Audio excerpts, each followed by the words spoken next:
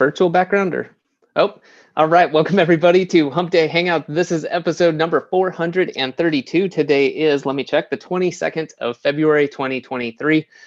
We have got, as usual, a bunch of great local SEO and other questions to go through and answer. But first, we'll do some quick intros. We got a couple of announcements and all that sort of good stuff. So Chris, I'm going to start with you. How are things going with you, man? Amazing. I decided today that I'm going snowboarding next week again. So can't wait. That's nice. Is it finally cold enough there? It's actually super warm, but it's probably the last chance that I get to this year. So gotta pull the trigger, unfortunately. Gotcha. Yeah. All right. Well, yeah, I've got, I'm on the road. So glad that my internet's holding up. This has been a real test of my internet hotspot. So hopefully I'm coming through okay. So 300 megabits. Yeah, more than that, but it doesn't translate well. I don't know why. Zoom is a real pain in the butt sometimes with bandwidth. So we'll see. Yeah, totally understand. Well, so Bradley, how you doing? Good. Running around like a chicken with my head cut off, though, trying to get ready for. I'm leaving right after Hump Day Hangouts today to go catch my train to. Nice. Where are you headed? To Tampa for the SEO at the beach event. So nice. And it was stupid me. I had forgot to block the time slots, the Thursday, Friday, and Monday off of my booking calendar. And so I had a bunch of calls get scheduled for the days that I'm going to be unavailable. And so last week I was emailing everybody that had booked, sales calls or whatever with me and rearranged, said, hey, I can't do it. I'm going to be traveling. So can we push it back or forward or whatever? And almost everybody, and I wasn't thinking last week, I scheduled today, I only had 60 minutes today from 9 a.m. until now that I didn't have sales calls booked or consultation calls or whatever. So I've been on Zoom since, and then I stream from 6:30 a.m. and this morning I stopped at 7. So I only streamed for 30 minutes this morning. But so anyway, I've been on Zoom calls the entire fucking day instead of giving myself some breathing room because I got to leave immediately after Hump Day Hangout to go catch my train. So it was just really stupid on my part. And I've been so stressed today. It's just unbelievable. And I can't wait to just get on the train and kind of pop some THC cannabis pills and just stare at the wall for a while, watch the hills roll by. That's it. So I'm looking forward to the travel just to take a break for a minute. You know what I mean? Yeah. Well, two things that brings to mind is one, Bradley, I think you're going to learn this too. I have a thing now just because I travel enough where it's every month I always look forward to the other month ahead and then block out days in my calendar. So that doesn't happen. And then I also block off at least the half day after I'm back to work. So if I come back on a Sunday, I make sure that Monday morning there's nothing booked because there's nothing worse than travel delay or, you've always got stuff. You're like, oh, I'll do it on Monday. And then Monday just sucks. So yeah. Well, keep that in mind too. I try not, I will take your advice because I know you and Chris travel a hell of a lot more than I do. And this is part of the reason I don't like to travel. You know what I mean? Because of this shit, so. Yeah, but the other thing I will say is, trains are, I've enjoyed a good long train ride. I think I did Denver to San Francisco once, and that was 34 hours. Oh, wow. And yeah, that got a little long after about 24, but it's nice, right? Read books, just kind of limited internet, and it's a nice break every once in a while. It's actually pretty good to work. So I didn't want to mention it, but if you gotta get shit done, it's on the train, definitely. Well, that's why.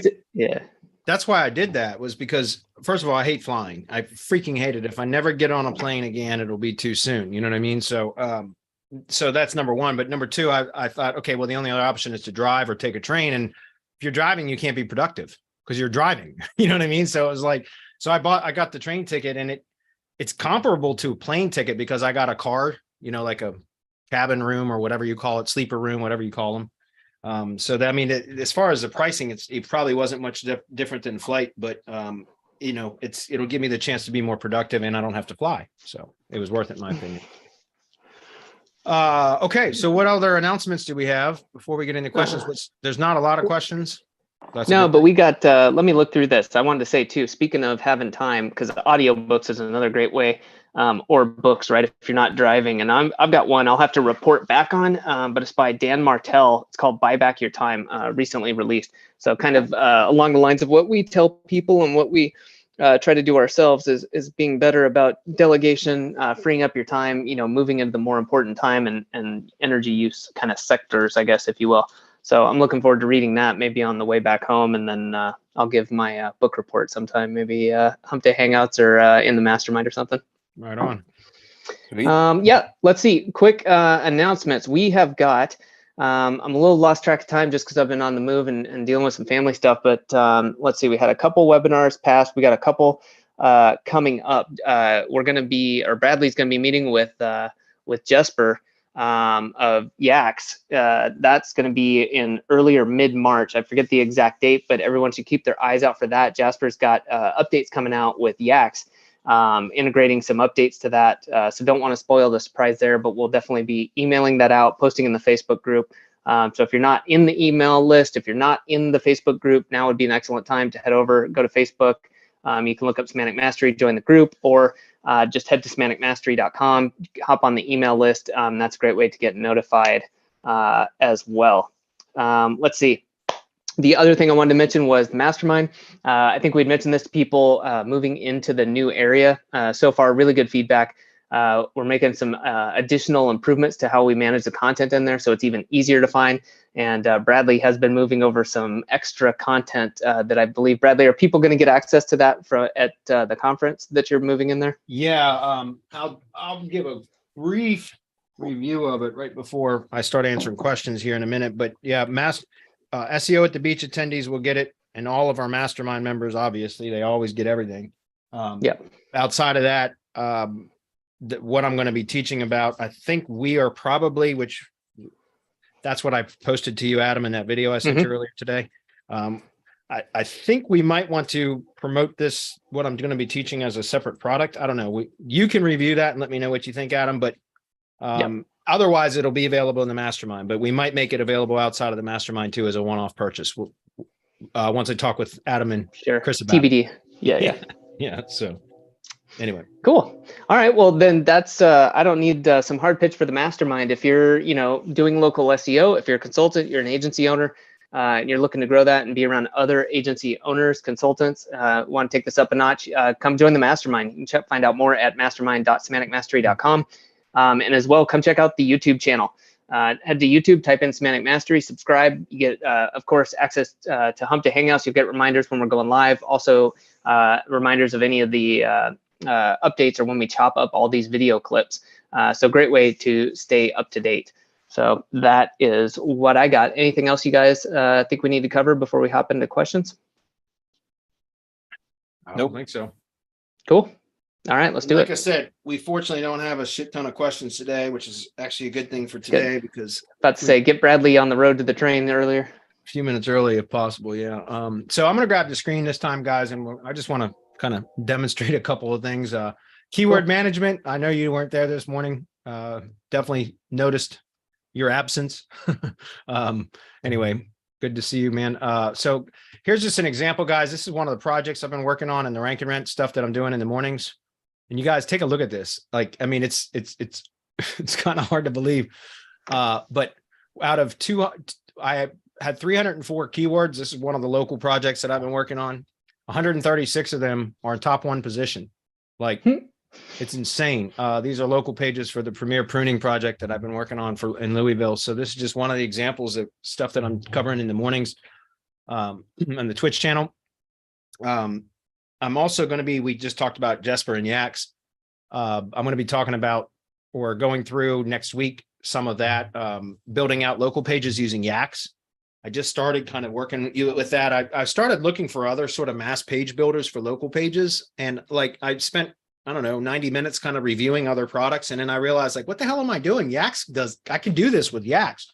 Why am I going to go buy something else? You know what I mean? So anyways, and I know some of the stuff that Jesper's coming out with in Yaks, which will make that process even easier and more efficient. So I just said, I'm going to learn how to do what I want to do in Yaks, at least as one option. So that's what I'm working on right now, is kind of developing the process for that. And I'm doing it live on the streaming in the morning. So if you guys want to kind of, check that out, you're more than welcome to. Once I kind of fully develop that, again, I'll turn it into an SOP. I'm going to demonstrate one of those here in just a moment, and that'll be available in our Mastermind. So Kind of what I'm going to be teaching about over the weekend at the event is just to give you guys a quick preview of it. This is the SOP for it. It's about building locally relevant blogs. Very, very effective strategy for local SEO. And this is the actual SOP.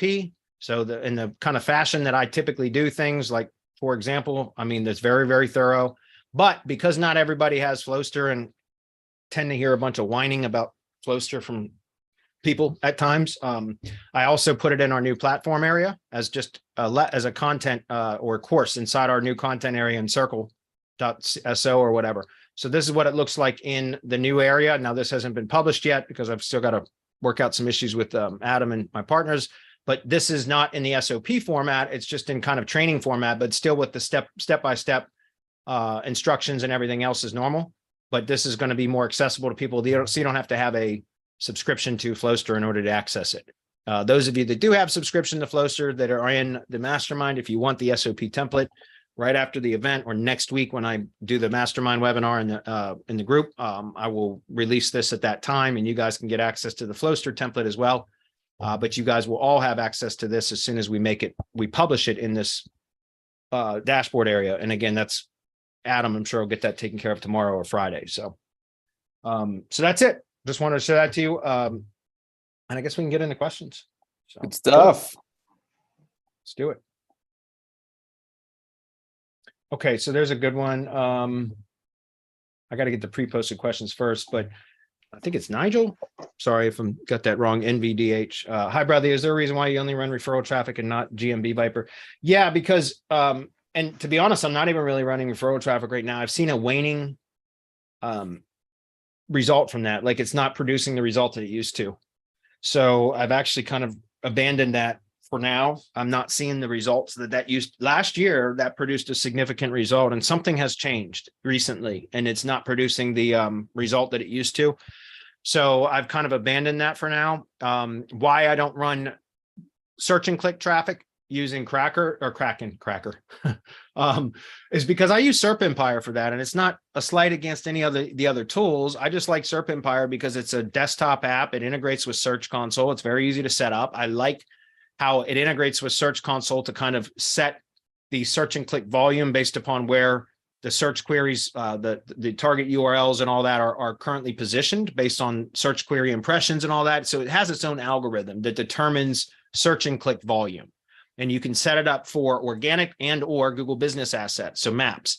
What I like to do, just a kind of a quick rundown of my process using SERP Empire, and again, it's set and forget. Once you set it up, if you integrate with, now you can do it manually, but that's where everybody makes mistakes, guys. Everybody makes mistakes with CTR manipulation when they do it manually, unless you really know what you're doing. Because everybody wants to come out of the gate hammering away at keyword search and clicks. That is absolutely the wrong way to do things. You should always start with branded searches.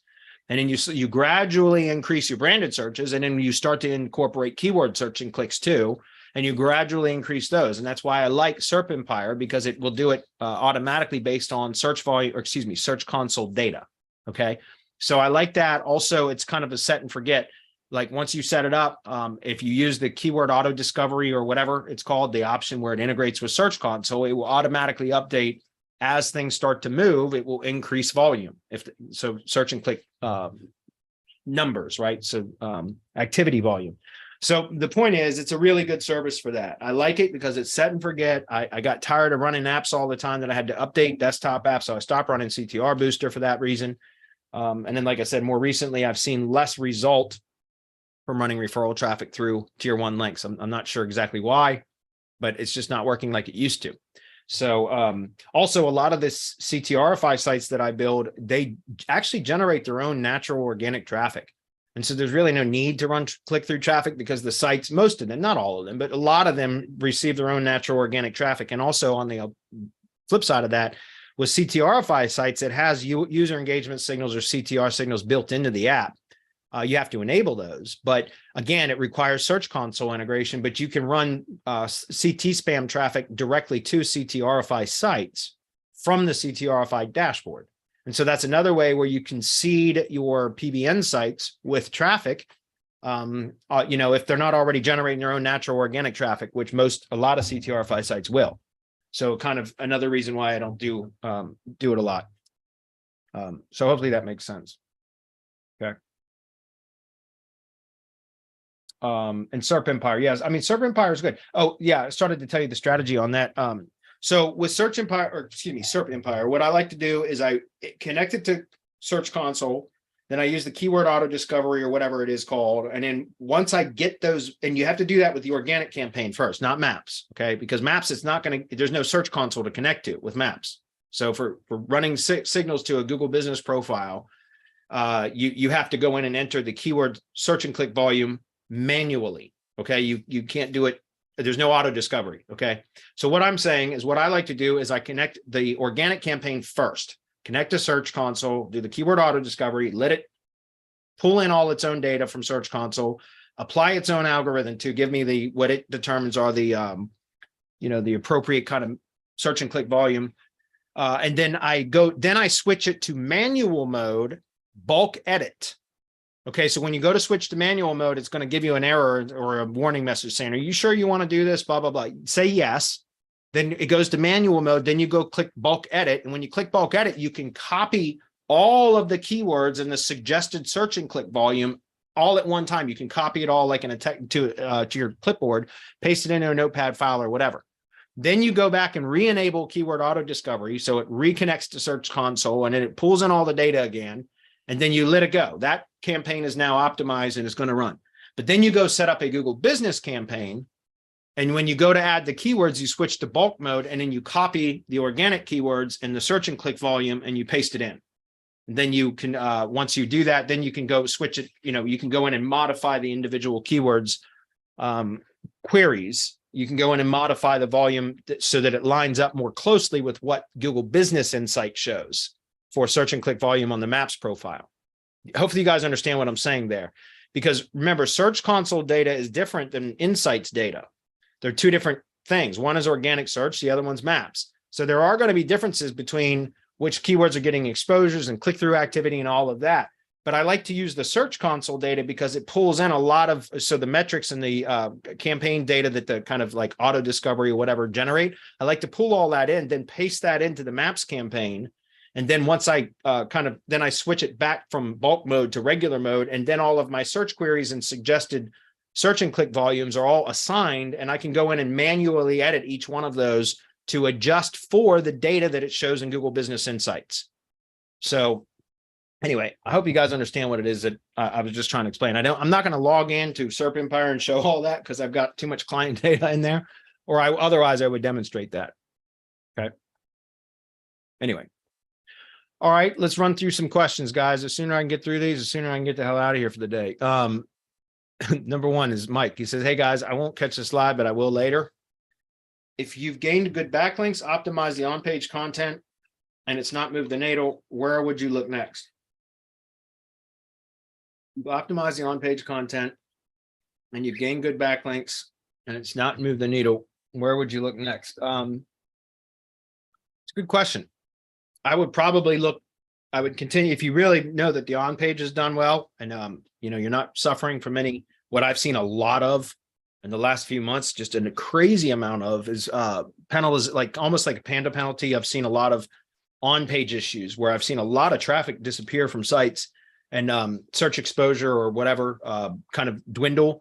And I've kind of traced it back to what I believe is cannibalization issues that are occurring a lot. So as long as you think all of that is right, then I would recommend looking at the backlink profile again, compare it to and I teach this in the Mastermind, guys. I'm not going to teach it here, but you can look at the top ranked competitors for whatever search query it is that you're targeting and average out their backlink data.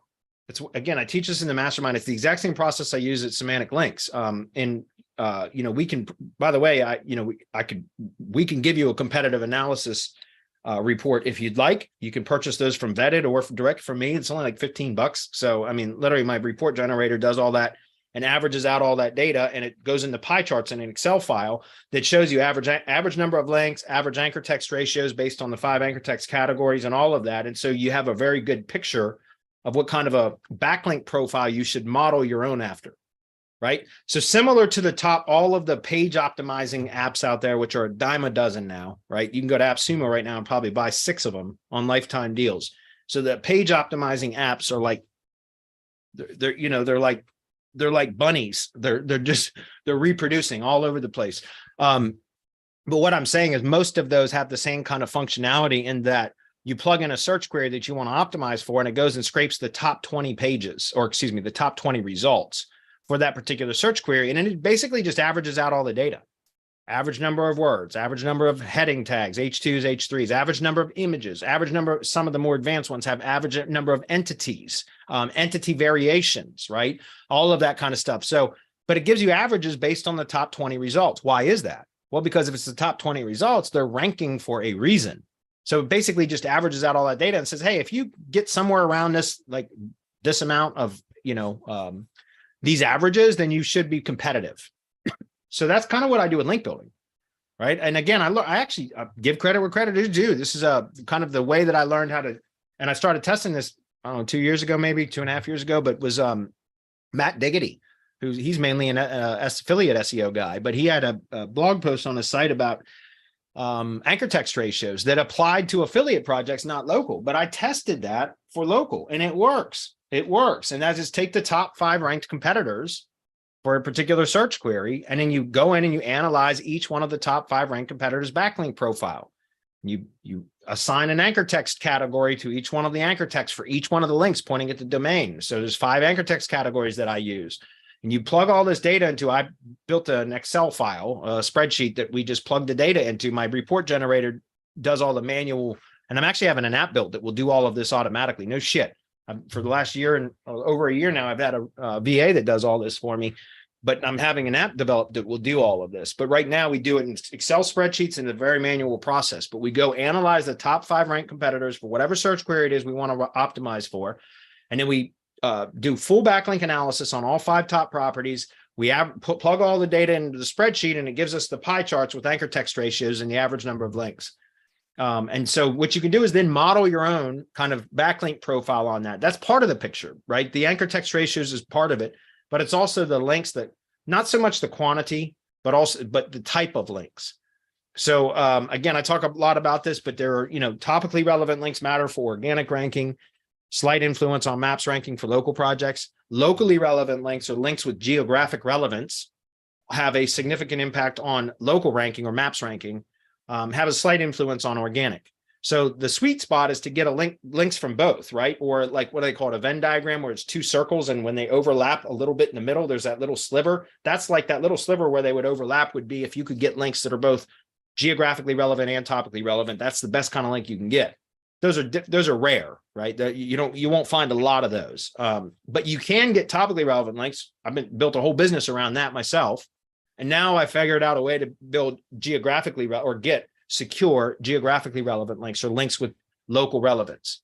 That makes sense, and that's what I'm going to be teaching about at SEO at the Beach in the next couple of days. So that's why I say it's important if you can go in and get the anchor text ratios, the average number of links for whatever search query it is, average all that data out. I got a spreadsheet you can plug all that data into. It's available in the Mastermind. Then you have at least an anchor text ratio. And then what we do is I like to go into the competitors' backlink profiles and literally go look at each one of the backlinks one by one, anything with a trust flow value of 1 or above. We go in and we look at each one of the resulting links and determine, is there relevance from this link? Because not all of them are going to be relevant. And if there's no relevance, it's not being credited, it's not providing any value. So what we do, and again, I go through this with all of my prospects when I'm on sales calls for link building, is I go through and we look at each individual backlink, no shit. And it's a very quick process. Especially once you get the hang of it, you do it enough, you can very quickly look at a page of backlinks in Majestic and determine, is this link providing any measurable value? How can you do that? First, look at the topical trust flow category. Is it relevant to its intended target? If it's a relevant topical match, then it's passing value. So you should put that into the list to meet and exceed that link. That makes sense. If you cannot see any topical relevance match from the topical trust flow category of that backlink, then look at the link itself and determine, is there geographic relevance or local relevance? And if so, then again, that goes into the list of links that you need to meet and exceed in order to be competitive. But if you cannot determine any geographic relevance or topical relevance from that link, then just ignore it, because it's likely not providing any value. Does that make sense? There has to be some sort of relevance match for it to provide value. And there are varying degrees of relevance matching, right? So there sometimes, I'm sure, because we do this manually and some of it is based on judgment. So I'm sure that we mislabel or miscategorize some links at some time.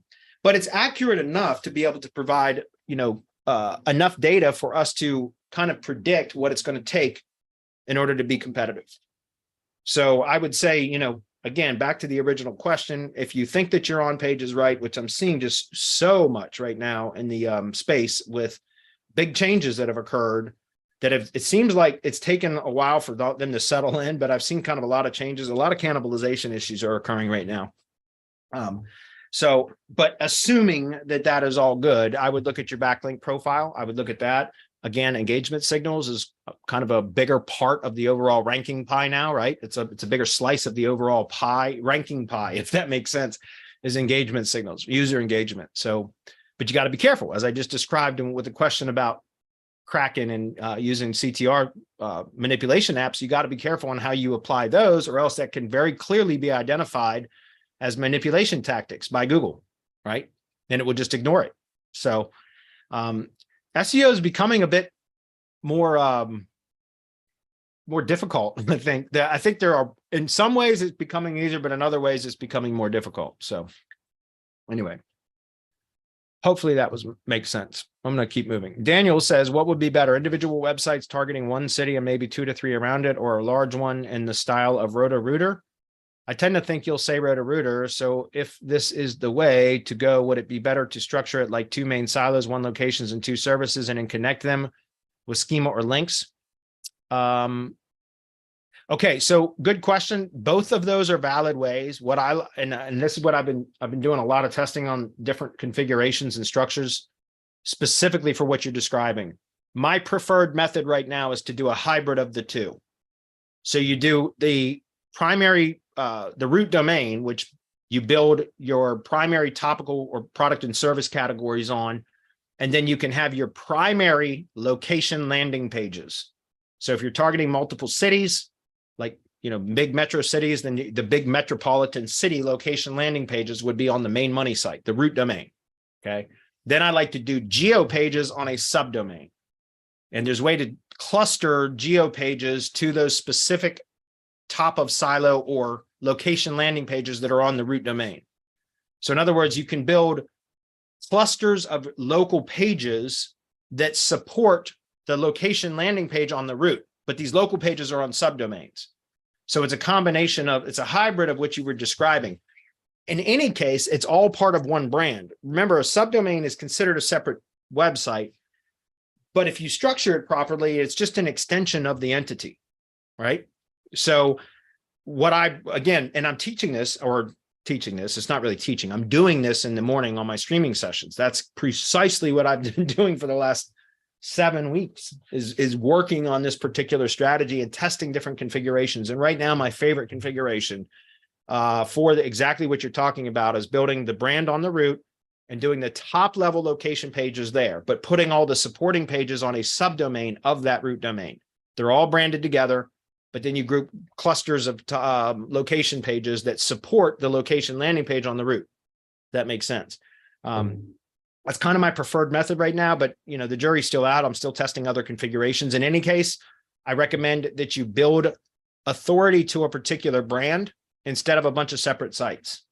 Separate sites still work, and there is a benefit to having separate sites that are only targeting like 1 or 2, a specific geographic area, in that you can optimize the entire site for that specific geographic area. So there is a benefit to that, but there's a bigger benefit, in my opinion. It's a bigger benefit if you build authority to a particular brand, because you reach kind of a critical mass, right? Like a tipping point where at some point you've built enough authority to that entity, that brand, that when you enter another market area, you rank a hell of a lot faster. And in lower competition areas, you'll rank instantly because you've already built authority to that brand. And so when you go to enter, and again, I don't know when that is. Obviously, there's a lot of variables that will determine how long that takes or when that will occur when you reach that critical mass.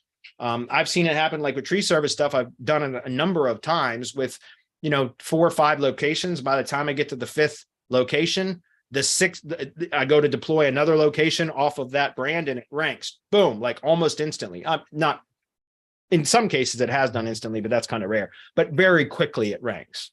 You know what I mean? And that's because, again, it's kind of it's inheriting the authority of the brand. So it's just like Roto-Rooter. If Roto-Rooter is going to enter a new market, they're going to rank fairly quickly because of the authority built to that site, right? Plumbing site, Roto-Rooter, right? So I prefer a hybrid of the two right now. Again, I'm doing this in the mornings, and I talk about different configurations there. I've set up several tests. I'm still working on more. Once I figure out what really is according to my testing, what is the best configuration, then I'm going to just scale the shit out of that this year. So that's why I'm doing all this testing in the mornings right now, is because before I decide on something that I want to scale, I want to make sure that it is indeed the best practice, right?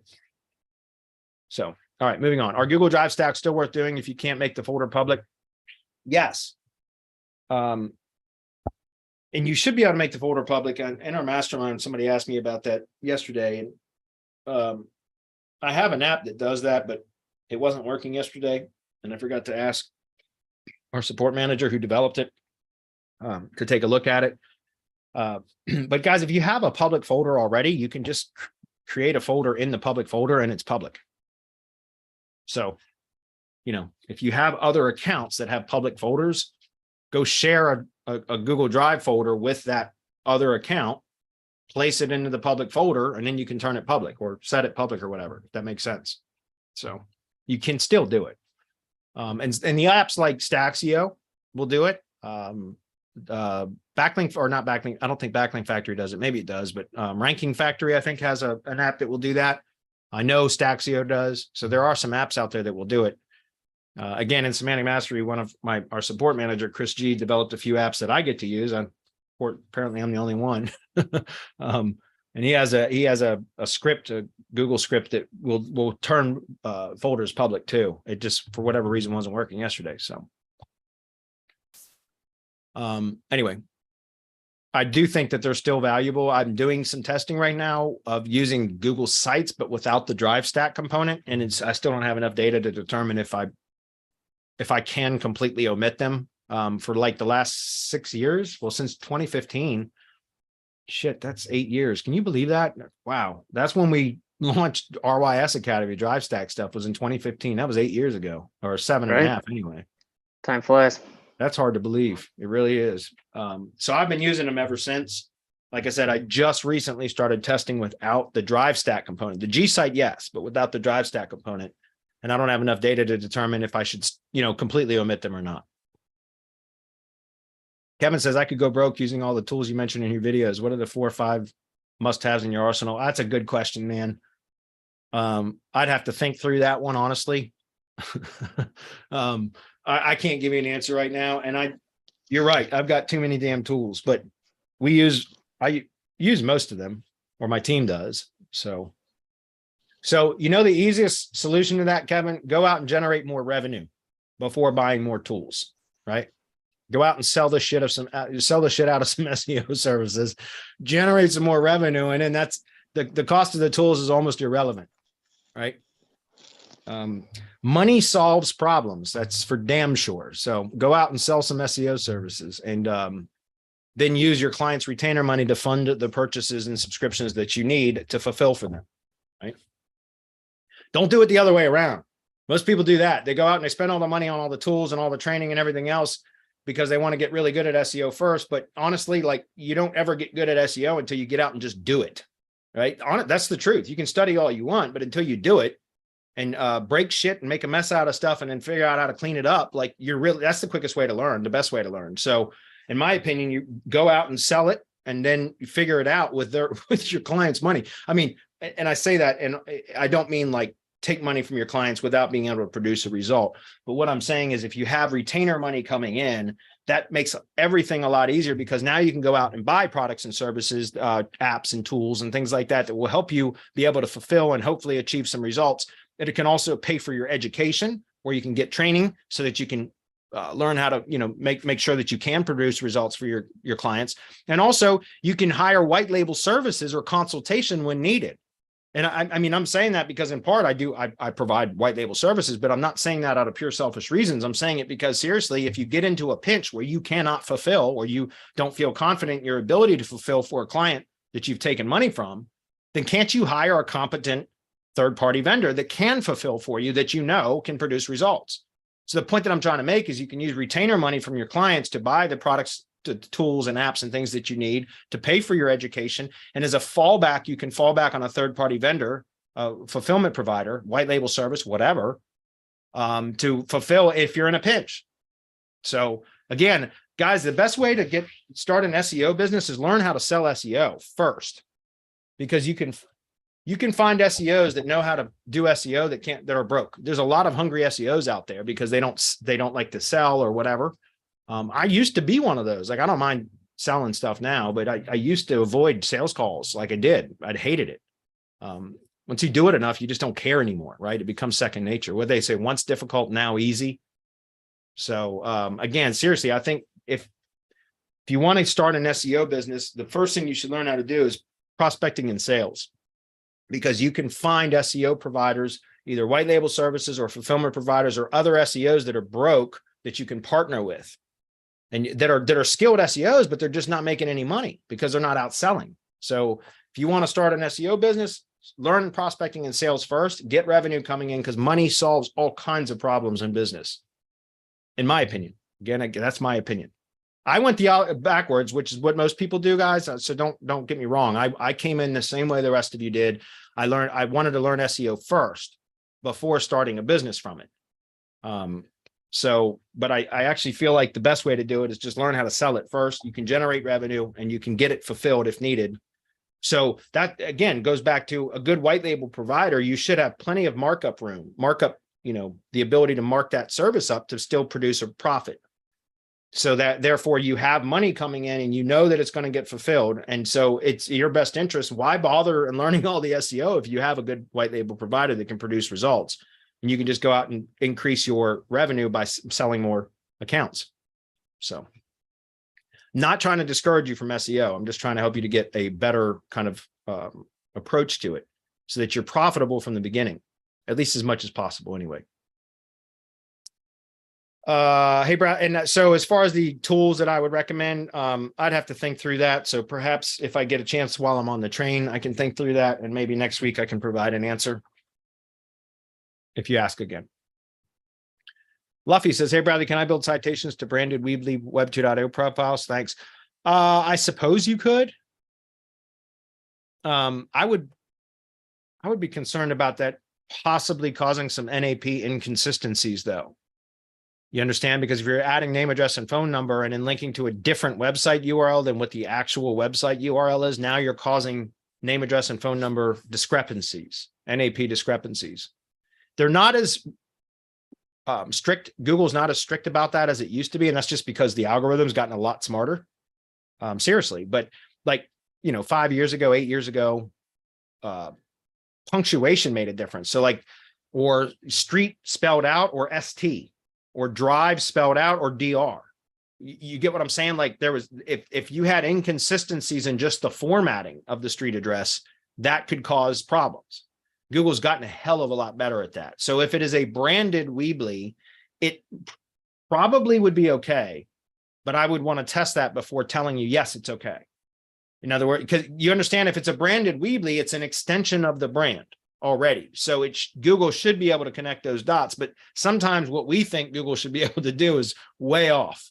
So I would want to test that before just blanket statements saying, oh yeah, that's not a problem. I suspect it would be okay, but it could potentially cause NAP inconsistency issues, right? So I would want to test that on something that isn't important before I would just apply it to your existing projects, if that makes sense. Again, I don't think it would be a problem, but I would be concerned. Anyway, moving on. Gordon says, hey, if I understand correctly, you can blast Google on properties like YouTube, etc., with backlinks. That will help the Google asset you are targeting to rank high in the search engine results without the usual penalty. Is that correct? Yeah, historically, that's correct. I don't do that at all anymore, though. I haven't spammed anything with bulk spam in about a year. I'm serious. If not a little bit more than that, I just stopped using bulk spam. And I don't like to spam branded entity assets at all. Period. If I was going to spam at all, I would do it at tier 3. And I might spam tier 2 links, right? Meaning I would use spam tools at tier 3. Does that make sense? I would not want to spam tier 1 branded assets either. Now, citations, that's a different story. If you want to like throw kitchen sink spam at citations all day long, because a lot of those don't index anyway, you can do that as much as you want. That's fine. But as far as like branded assets, I don't like to spam those at all. And that includes Google properties. He says, and if so, does the same rule apply to a money site you create with Google Sites? Again, yes, you can hammer a Google site with bulk spam. I don't recommend it. I don't do it for my own projects or my clients' projects. Okay. I just don't like using bulk link spam anymore. I know you can still get results with it. I've said this before, but everybody wants to misinterpret things, or some people, not everybody. Some people want to misinterpret things, say, well, Bradley said that bulk spam doesn't work anymore. No, it's not what I said. I said, I don't like to use it. It doesn't work like it used to. I don't like to use it. If you get results with bulk spam, then hey, spam until your heart is content. By all means, don't change a damn thing if it's working for you. It wasn't working for me, so I changed my strategy. I focus 100% on topical relevance or geographic relevance, or a combination of both. That's what I care about. So, does the same rule apply to a money site with Google Sites? Will blasting it with links cause it to sink in the rankings? It could. It may help. It may help. It may hurt. I don't know. It depends on your link sources, all kinds of stuff, the content. Like there's so many variables there. I can't answer that. And again, I don't do bulk spam anymore, so I'm not the authority on that subject. Topically relevant links. Let's have that chat all day long. Number 2, I believe that Google Sites have no blog feature. Is that correct? Yeah, I believe so. That is correct. And if so, how do you add geo and niche related content to assist the ranking for a local business site? Do you just add pages? Yes, you just add pages. And you can still create silo structure, because you just create child pages or sub pages. Does that make sense? You can go in and create a top level page, and then you click the 3 dots in the right menu, like navigation area where the pages are, or like elements and things like that. You go to pages, and then you click the 3 dots next to the page, and then you can create a sub page. And that now becomes a child page of that sub page. So you can still create silo structure in a G site. And that's what I teach in the content mirroring method in the Mastermind. Okay. The content mirror method is perfect for that, by the way, because you don't need any additional content. You just take your money site content, and you repurpose it in layers, like a Russian doll, right? And the G site's the last layer. So the G site, and you can do it very quickly. Like I pay my my staff who does it's Pamela is her name. She does all the content mirroring stuff for me now. I pay her $1.50 per mirror page, if that makes sense, because it's very simple to do. It's just you go in, you create the page, grab the embed element, and you just embed the previous layers in the content mirroring method, which is ultimately just content from the money site, if that makes sense. A very, very quick way to do that. It's easy. And that's how you add all the geo relevance, topical relevance, everything to those pages without needing not even one sentence of content. That's the truth. It's 100% done through iframes. And it's the last layer of that content mirroring method, and it's strong. I've demonstrated this before, but I've got G sites ranking that have 0 content on them. It's just content mirroring. I can demonstrate this. Like, I'll just use this as an example again. Tree Service Newburgh. Interestingly enough, I had this project like swapped the, it's funny, but anyway, take a look at this. Right there's one of them. This is a Google site that is just a content mirroring method. This is a G site. So if you take a look, these are all sub pages of the home page. So like if you can see it in the URL structure, right? So the home page is this, which was, I actually created the home page as Jefferson County. So you can see that that's actually the home page. And then actually what I did was so I've got now, these are supporting locations that are in Jefferson County. So these are all sub pages of the homepage, which the homepage I titled Jefferson County. So you can understand there's a hierarchy here in how this G site was structured. The homepage is optimized for the county. And then I have the location pages as inner pages or sub page, child pages, whatever you want to call them, of the homepage, because they're locations, towns, census designated places, etc., that are in Jefferson County. So it makes sense that they're structured that way, right? And again, there's 0 content on this page except for right here and right there. That's the only content on this page. Everything else is iframes. All of that is iframes. Does that make sense? And these will rank too. Very little backlinks, if any. I don't even know if I got any backlinks built to this, to be honest with you. I'm just curious now. I'm going to go to Majestic and look. You guys mind? Whoops. No, we do have a few questions on the YouTube chat. Okay, we'll get there. Want to make sure we get to. We'll get there in a minute. Yeah, 0 backlinks built to that page anyway. If we go to the home page, we've got 19 backlinks built to it. Oh, and you know what? Those are going to be the I would think that those would have been from the stack. I don't know. I have to go back and take a look at that. Yeah, those links that you just saw are coming from here. That was my provider that I used for the original G site and stack is on Legit. His name is Cal, or iWeb SEO is his username. And he builds SAP links to the G site when he first publishes it. They only last for 30 days and then he removes them, or you can continue to rent the links. I don't do it, but he does it for a particular reason, because those SAP links, which are like Russian hacked links, some of you guys know what the hell I'm talking about, but SAP links are Russian network links. A lot of them are hacked links, like literally black hat links that are hacked into other websites and things like that. And so he does SAP links to the G site for the first 30 days. They're rented links. Then at the end of 30 days, he pulls all those links down. But I like that method because it helps the site to index. They're not topically relevant. A lot of times are on foreign language sites, all that. It's about pushing link equity, like power to the site to help it to get indexed. That gives you 30 days time is enough time to go out and build your own links to your site, your G site, if you want. I don't think I've built any links to this, to be honest with you, but you can see that those were like SAP links that were coming through there. So anyway. Hey guys, I watched the replay. I think my question got missed last week. Another question this week, if I can. Okay, Mike, if I missed your question, I'm sorry. Sometimes that happens. It's not intentional. Can you run through how to send ads traffic with a display campaign? Yeah, on a conceptual level, I can. But the easy thing to do is just go into Google Ads, set up a display network campaign. Then you set your targeting. If it's for a local project, you're going to set geographic targeting. So you can do it by radius, or you can do it by city, or you can even go all the way down to a zip code level. But typically what I will do is a city or a county. Okay. You can also, like I said, you can do it by radius, but you can set your geographic targeting. And then what I like to do is set audience or audience segments, right? You can set segment targeting or whatever. They changed the name recently, but basically audience segments. There are some predefined audiences that work well for like local service contractors and things like that, such as when I say predefined audiences, that means they're buckets of Google users that Google has already defined have particular commonalities. Like, so for example, a life event audience or an in-market audience, or they call it a segment now, in-market segment or life event segment. And what that means is, like, for example, an in-market segment means there's like home and garden services is one of the subcategories in an in-market segment.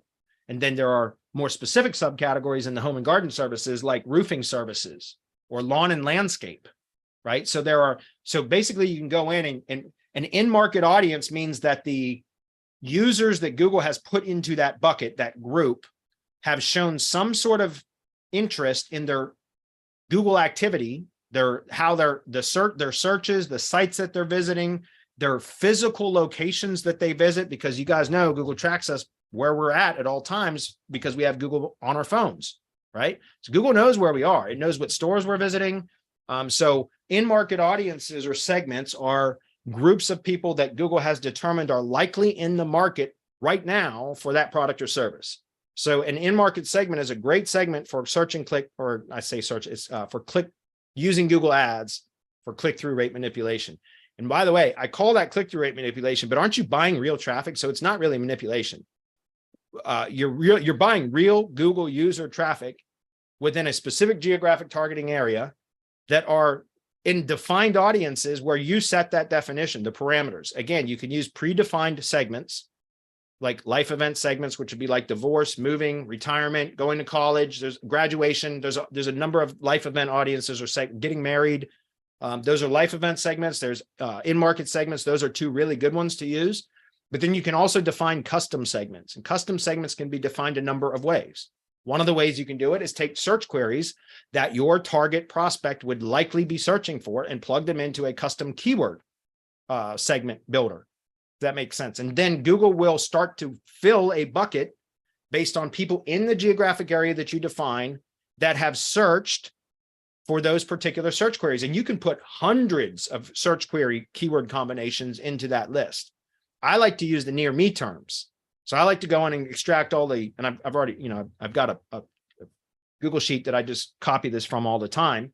But, and by the way, once you define an audience in your Google Ads account, it's accessible for all campaigns going forward. You can just select that audience or that segment. Again, it used to be called an audience. Now it's called a segment.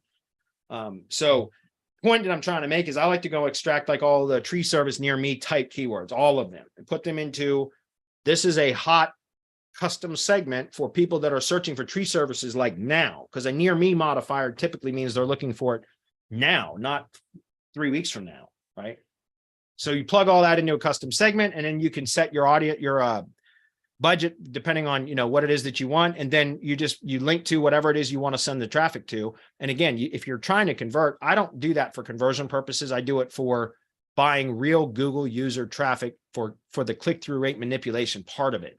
Sometimes you will actually get a real conversion if you set your targeting properly. Remember, you're buying real traffic from real Google users that are, if you set your segmenting up properly, they're supposed to be interested in what it is that you're sending them, the traffic that you're sending them, whatever you're sending them to. So sometimes you will get a conversion, but I don't do it for that reason. I do it just purely because it's, again, you're buying real traffic from real Google users. By the way, think about that. If you have clearly defined a geographic targeting area and you've clearly defined a segment, an audience, whatever you want to call it, that is relevant to what they're going to be clicking to, right? Isn't that click weighted more by Google than some fake spam bot click? Think about it. Of course it's weighted more. Of course it is. Because first of all, it's a real Google user. Google knows, like, that's a real person that's clicking that ad, not some bot, right?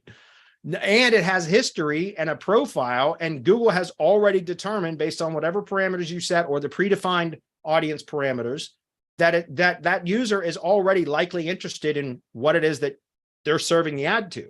So when you get a click from that type of a user, that is much more valuable than some bot click, just so you know. So anyway, hopefully that makes sense. You can use Google Ads. I've trained about this in the Mastermind. We have a training course that's available to Mastermind members specifically on how to do this. I just gave it to you on a conceptual level. You can take what I just gave to you and go set up your campaigns and start testing with it. Or like I said, you can get the program from us. If you join the Mastermind, you can get access to that training program, which walks you through the process. It hasn't changed. Okay. It works really well, by the way. So for a lot of my clients, by the way, we set up those display ad campaigns. We do remarketing too, which that also helps. But we set up cold traffic campaigns just for the click-through manipulation component of it. And we'll run that for $1 a day. That's $30 a month, guys. So $30 a month, and you get real Google users clicking through within a defined geographic area that are in a a clearly defined audience segment. So those clicks are valuable. And by the way, you adjust the volume of clicks that you get by adjusting your budget, either maximum cost per click bid or by your daily budget amount. Either one you can use to manipulate how much clicks go through. But one other thing is, guys, I talk about this with CT spam or click-through rate manipulation bots and apps, how people overdo it all the time because they want to hammer away on keywords, because that's search and click. That's different, right? When you're buying traffic directly from Google, from the display network, you're just getting clicks. You're not getting search and clicks. You're just getting clicks, but they're targeted clicks. So the volume problems that we see a lot of people making mistakes with when they're doing search and click campaigns using CT spam bots, you don't have that experience. So in other words, if you were running, let's say, a $10 a day budget with display traffic, that would be a lot of clicks that you would generate per day. It wouldn't be potentially harmful like too much search and click volume from a CT spam bot can cause, because these are not search and clicks, they're clicks, and they're from real Google users. That makes sense. So increasing volume on that side of things is not harmful, where it can be with search CTR stuff if you overdo it. Does that make sense? Anyway, hopefully that's clear, guys. All right, we got a few questions in chat, and then we're going to wrap it up for the day. So where should I start? Let me see. I'm just scrolling back up. It looks like, did you answer the question about, is there a reason? Yeah, you answered that, referral traffic and not GMB Viper. Let's see, Bradley, what's the best way to reach out to you privately about Evo 4? Don't. Whoops. My first answer is don't reach out to me about it privately until I have more experience with it. Yeah. Peter's going to be launching the beta access, I think next week. And I will be one of those beta members, testing members. And then once I have more kind of experience with it and everything else, I'll be talking about it on Twitch in the mornings, guys. So when the timing is right, then I will do a lot more in-depth training about it. And if you still need to contact me privately about it at that point, I'll give you an avenue for that. Okay. All right, let's see. Anselmo said, while we wait for the local link building SOP, what can we do to build links to the money site? Should we follow the steps in Syndication Academy? He's in the mastermind.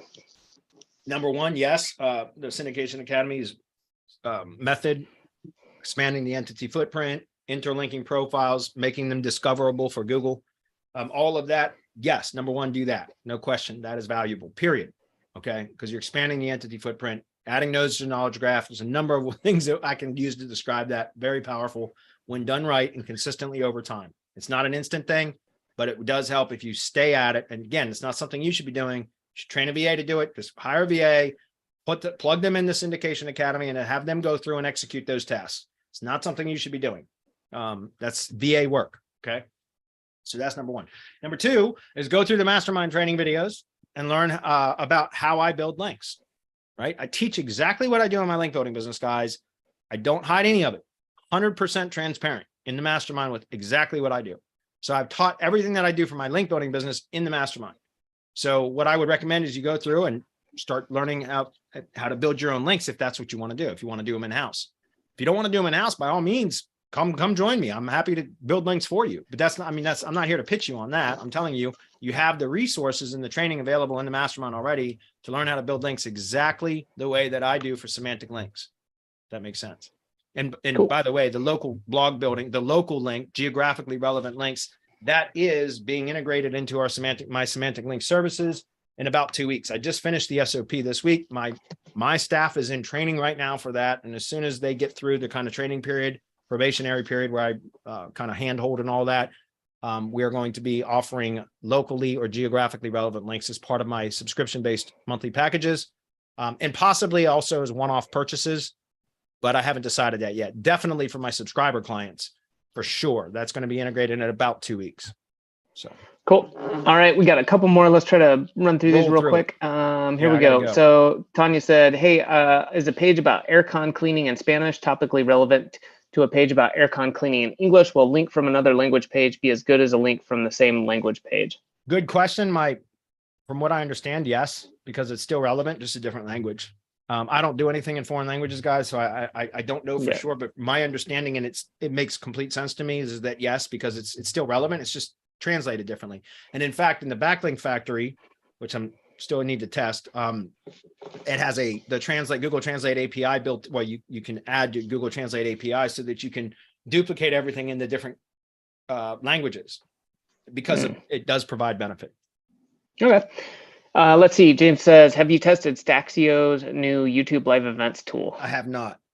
Yeah. And that's not anything against Staxio. It's just I've been using LiveRank Sniper, and eventually it's on my to-do list. I will do some testing with Staxio, but that's going to come later. So no, I've not tested. I've seen it, and I think Brawley has done a fantastic job with that. I've seen him demonstrate it, but I've not used it myself. Cool. All right. Does cloud stacking such as buckets on S3, GitHub, Microsoft, or even Google Drive Stacks work to improve GMB rankings? Why would it? How do they pass link juice if they're not on the root domain? Or how do the links, pass juice if they're not on the root domain, ... So basically, does cloud stacking help with GMB rankings? Well, it can if done right, because it's about the link. It doesn't have to be on the same domain to pass juice. I mean, backlinks pass link equity, period. They don't have to be on the same domain to pass link equity. If you get a backlink from another source, it's passing link equity through the link. The nature of, if it's a do follow link, technically, if it's a no follow link, it's not supposed to pass page rank or link equity, but it does. So a backlink passes equity, right? As long as it's follow. So it doesn't have to be on the same domain. If you're asking, maybe the question was worded to where I'm not interpreting it properly. If you're asking, how can I build local pages like on a subdomain using Yaks to support a top level page? Because I talked about that earlier in a previous question, because you can use something like Yaks, but you don't have to deploy those pages to the cloud storage buckets or whatever. You can download them as HTML files and then upload them to your own host, your own domain. And from what I understand, Yaks is going to have the ability to push HTML files directly into a domain in the coming weeks.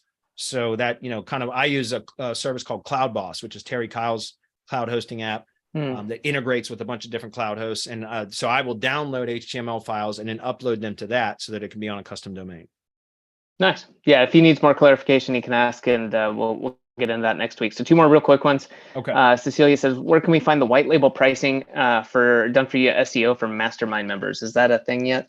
The white label pricing is the same regardless of whether you're a Mastermind member or not.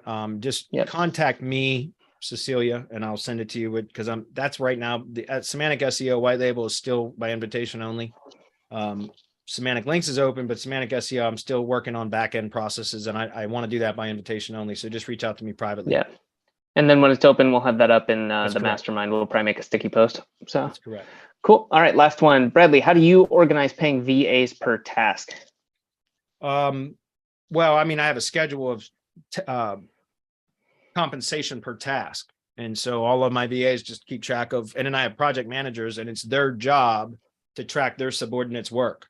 So, and my project managers get a cut off of everything that their subordinates do. So again, my project managers, like, for example, we pay our VAs, $10 per article, for example, or maybe $6 per link placement. And if my project manager is managing the link placement, they might pay the VAs that are doing the link placement $4 and keep $2 per link placement. I'm not saying that's what they do, but what I'm saying is I tell my project manager, here's what I'm willing to pay for these tasks. Then my project manager goes out and finds the VAs, the subordinates that then she assigns those tasks to, and she can determine how much she's going to take off of what I'm paying her, and then she pays them the difference. So it's like a network marketing model, right? She can make a ton of money by the more people she manages, the more money she makes. So that's, again, we just have a set schedule, just a spreadsheet. It's just like per task, this is what they get paid. So, and I think setting up something that would help people too, you've mentioned this on previous ones, is, obviously understanding the time, effort, whatever it takes to get that done, and having that down really well yourself or your project manager before trying to then pass it off so you can make it work for everybody. All right, I'm getting the hell out of here. All right. Bye, guys. I got to go catch